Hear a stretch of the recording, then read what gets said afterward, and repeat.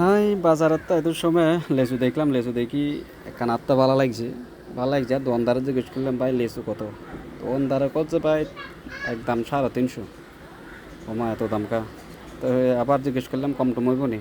যে আচ্ছা যান আপনি পরিচিত মানুষ অবশ্যই, এনে যে যান আপনি 300 টাকা দিয়েন।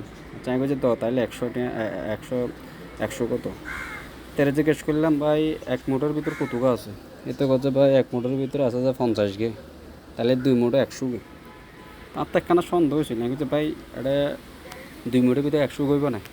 দোকানদারে কত যে দাদা হইব, কত যে এটা 100 আছে, তবে না 2 গে সিঁড়ি টিড়ে যাইতে আরে এলে আপনারা আরও 4 গে এক্সট্রা দিয়ে 4 গে আরও লেসো আবার এক্সট্রা দিছে বলে দিনের ভিতরে।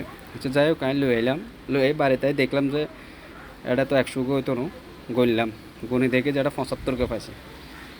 এইভাবে আপনারা বেকার ঠকিয়ে লিচু কিনতে যাই, কিন্তু আসলে আর কল খারাপ আর কি।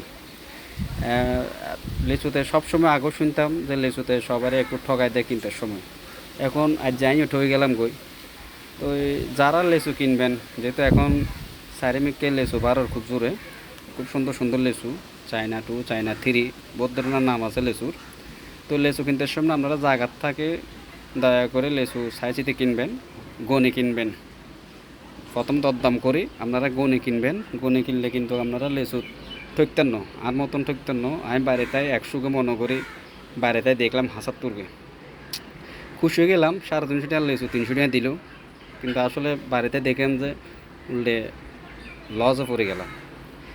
যাই হোক, এটা আপনার করলে আর করলে বেকারলাই একখান শিক্ষা।